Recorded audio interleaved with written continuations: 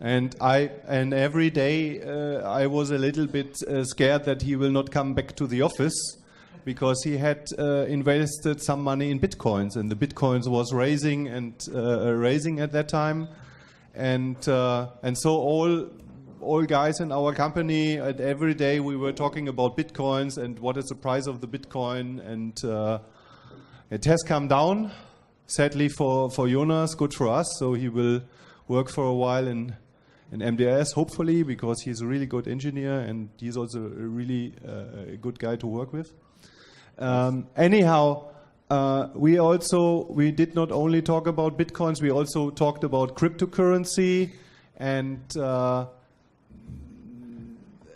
to see if there is maybe also a use case if you combine it with AIS data, or maybe even with marine data or data in general.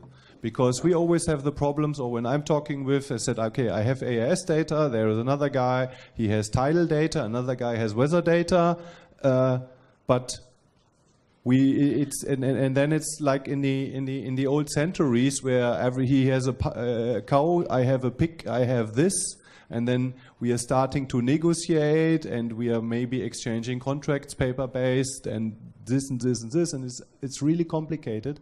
And we think maybe the future could be to have a cryptocurrency based on, to pay for all the services, to pay for this data, and that's, this is our idea, and maybe this even could be wider. So if you think you can maybe also solve some other issues, like yesterday we talked about plastic pollutions. So maybe you could pay people in Bangladesh picking up plastic with cryptocurrency, which was generated by some AIS or something. That is the session about. And now, Jonas, it's your turn. Are they on? Okay. So thank you, Carsten, for the introduction. That's the obvious bullshit bingo presentation today.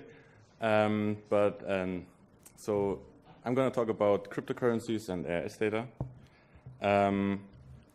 But I'm not going to talk about big ideas. I just want to show you an actual, hopefully working example today.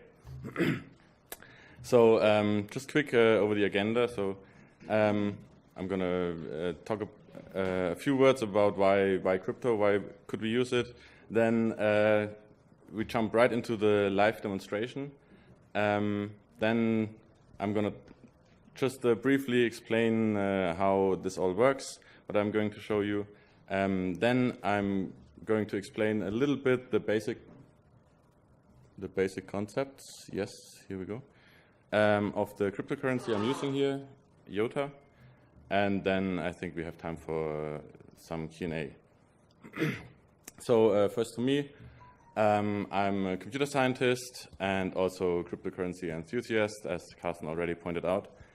I work as lead engineer at Maritime Data Systems, where I deal with AIS data on a daily basis. And so my GitHub account is also there. So actually the application I'm going to show you today is up there, available for basically everybody to start up and use. A few words to Maritime Data Systems maybe, so that you have an idea of the background. So we are based here in Hamburg. We do software development. You could say we are an AIS data processor, and we do the big things, big data, machine learning, IoT. So that's the background. That's where I come from. And as Carsten pointed out, so there was this big Bitcoin hype. I think probably raise your hand. You all heard about Bitcoin in the last 6 or 10 months, probably. Quite a few, yeah. So, that's also when we started talking about it a bit, and why should we use crypto? Well, it's neat. I really like the technical idea, but in a more practical sense, we can just use it to exchange services or to exchange data in general. So this doesn't have to be AIS data. This can be any data. This can be a data live stream. This can be a data package. That can be, I don't know, maybe links or whatever. And so the service I'm going to present today is a AIS live stream service on a pay-per-use base. So you actually pay only for what you want to use on a time base. And the payment for that is IOTA. So let's jump right in. What we see here is the QR code for the payment. In a few minutes, I'm going to take my phone, scan it, and send the payment. That's a map that's not updated right now, and I configured it to follow 2 passenger ferries in the Hamburg port. And as soon as I pay and the payment is confirmed, we should see the map updating to the live position of the vessels. So bear with me for a moment. The wallet I'm using is available for iOS and for Android in the respective stores. So you can just download it and use it already. So just a sec. I'm going to show the concept afterwards again. So here, and now I'm going to go here and see if this works. Okay. So, yeah, actually recognized. So let's pay, send. Okay, so you have to trust me that something was sent here. So this is now doing the payment. That takes a little while. And then we should see updates here. While we're waiting for this, okay, so let's see, payment is through, and that could take a little while. Let's see, so, okay, I'm just going to continue, and then we should see the updates. So, that's the overview of the application. In the bottom left corner, there's the AIS consumer, that is me now, this live map. And I want to get the data feed from Hamburg in this case. So I send a payment request, or actually I send a payment to a provider. Visible here, so that's the address of the provider that was encoded in the QR code. Then with my payment of 500 IOTA, I send a request. So I'm user Jonas, and I want to subscribe to the topic Hamburg. The consumer sends this payment and sends it to the IOTA network. And I just got a notification here that, let's see, does it work already? So paid but not delivered. Paid but not delivered. Yeah, it takes a little while. So it's still in an early stage. Then the payment as soon as it's confirmed. On the other end, there's the provider, which does continuously scan the network for valid payments on the specified address. And as soon as he finds a valid payment and has verified that the payment went through, he manages the streams to allow access on the topic that I specified. So let's just go over and let's hope that it works. So that's the famous live effect. It worked 3 times this morning. You can see the last time it worked was 11:22. That is 20 minutes. So that's UTC time. A while ago it worked, but yeah, too bad. Okay.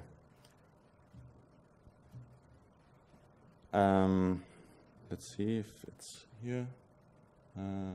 Okay, so we're not getting updates. I'm sorry. Yes. So that's basically it already.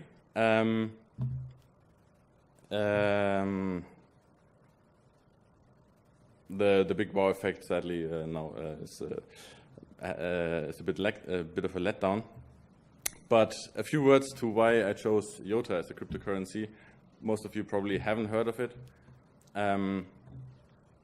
Well, it's super easy to pay with it. And if you heard about Bitcoin, or if you know about Bitcoin, you know that you have to pay transaction fees. It's similar to if you do a SWIFT transaction, you have to pay certain fees to do the transaction. IOTA doesn't have any fees, so you can just transact microtransactions on a very precise scale. You know exactly how much you have to pay for a service. It's permissionless, so anybody can just use the network. It's open. We were talking about collaboration yesterday. We were talking about maybe incentive, about empowerment. There's a network out there that is available for usage today, and it's, even though it's still in the early stage, it's already stable. And I already said the network is out there. It's a distributed network. There's no central server that can be hacked. There's no single ship that can be attacked. There's no government, no malicious actor that can censor it. And it's what we just heard, it's security by design, so data integrity by design. You know that when the payment comes in with a request, with a username, maybe with a password or with a topic, you know that's exactly what the user sent to you. There was no tampering on the way. All of those properties and a few more make it ready for the economy of the Internet of Things. That's how they call it. There's a German NGO, the IOTA Foundation, that develops this protocol, and they want to build the backbone of the Internet of Things, so to say. And that's what IOTA provides. So, sadly, still no updates. But that was a pretty quick rundown of the application. And yeah, so since the payment doesn't really work, let me just change something and pretend it had worked. So there's a pre-authenticated user, and we should see updates. So that's what it would have looked like if the demo worked. So I would have paid, and then you would have seen, okay, for 5 minutes maybe the updates come in live, and then they're going to stop again. Yes. Okay. Open for questions. Questions? Paul Woods, Yes. Global Fish Watch. Not CEO, but CTO. Yeah, so yeah, it's pretty cool. I was played around with Bitcoin way back in the early days, and I got out when it hit 1,000 because I thought that was insanely high. What's the business use case for this? So can you describe to me what's the customer use case? How would you use this as part of a business process where you need a service like this? Well, you can. So a use case would be, for example, you have the classic distributed, validated, immutable database.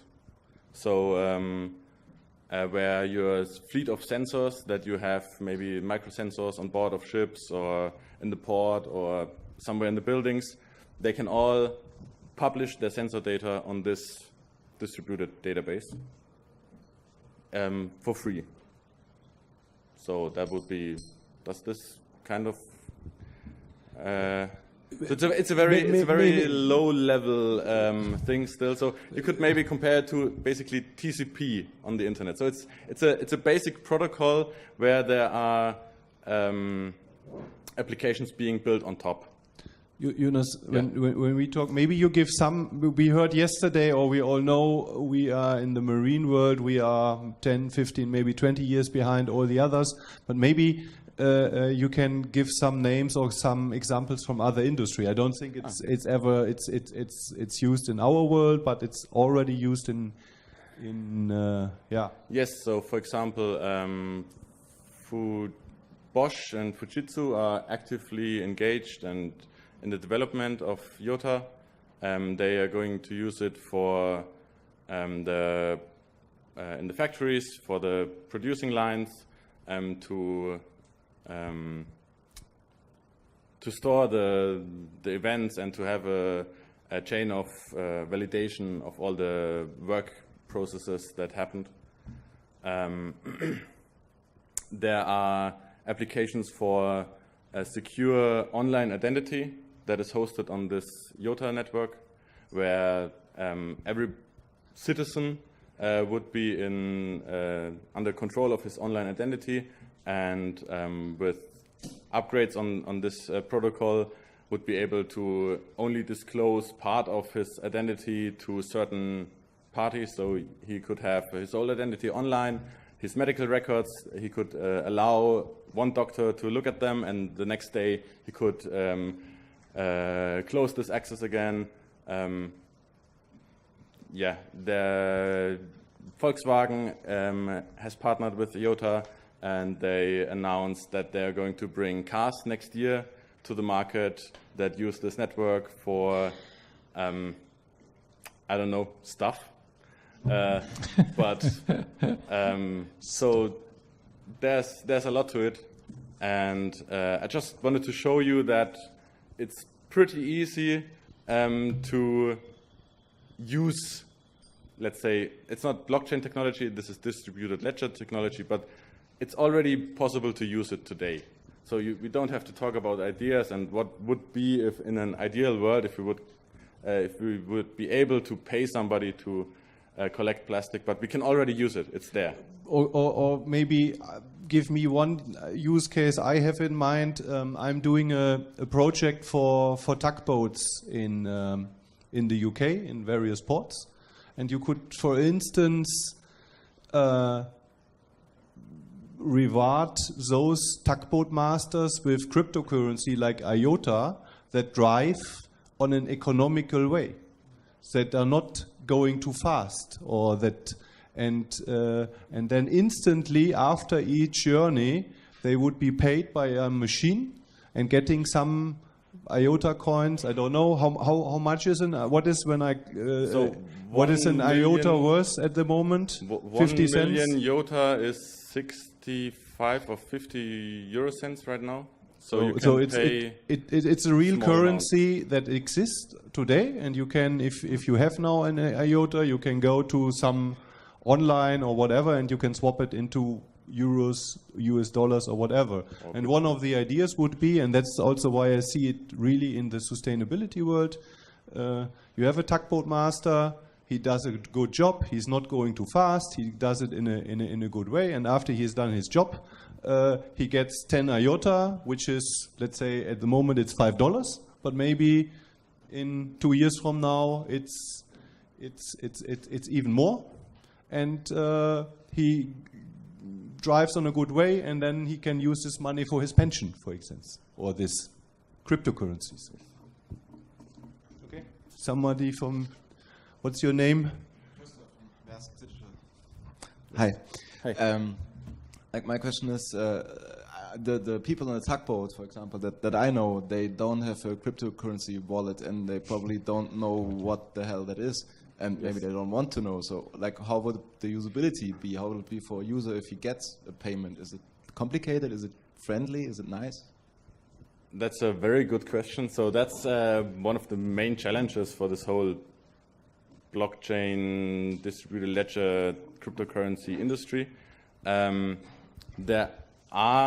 the industry realized that exactly this is a big problem, and if the adoption, or if this if this wants to have any future, then this has to be solved. And with IOTA, there are, as I said, apps on the platform Android and iOS, which are pretty easy to use. So it's not ready yet for everybody, but yeah, it's going there.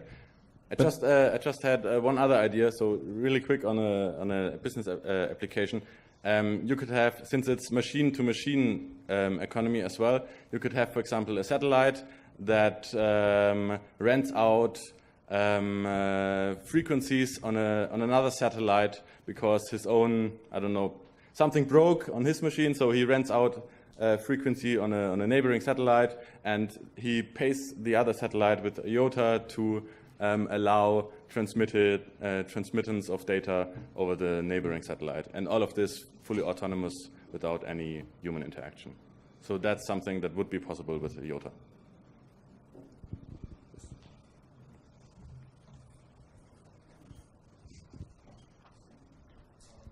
Maybe a more general question about not just cryptocurrency, but also about the blockchain technology. What would you say, what is the main point for which reason you believe that blockchain is coming? Because I know it's kind, or it has to do with like decentralization, but honestly I'm not completely aware about the implications of such a technology. So do you have like one reason that could make my grandmother shivering? Hey, that's a good question. I mean, so you can try send money to, I don't know, the Philippines or Cambodia. As a Western European, it's probably easy, but if you're Filipino working somewhere in the Middle East and you want to send money home and you have to use Western Union today, you're going to pay a lot to transfer the money. You can use cryptocurrencies today, Bitcoin mainly, to do that much cheaper and without anybody stopping you from doing it. So that's already something that is pretty impressive, in my opinion. But on the blockchain, or more the general idea on this topic, it's a technology and an idea that can bring transparency to a lot of industries. So it's easy to collaborate, it's easier to prevent fraud, it's easier to participate in a certain market, but yeah, we're still in a very early stage, so let's see what happens. Maybe in the next AIS Summit, probably the world is going to look completely different in the Bitcoin industry. It seems to me that the question about the response to the grandmother was more of transforming an existing use case and using new technology or new measures, while the examples you first gave were completely new business cases. Autonomous negotiation, let's say, between systems, like with the frequency renting, as you were saying. So it seems to me that these are perhaps the more challenging ones. If I would ask the terrestrial AIS providers here in the room if they would see this as an alternative to their subscription system, I don't know what answer I would be getting.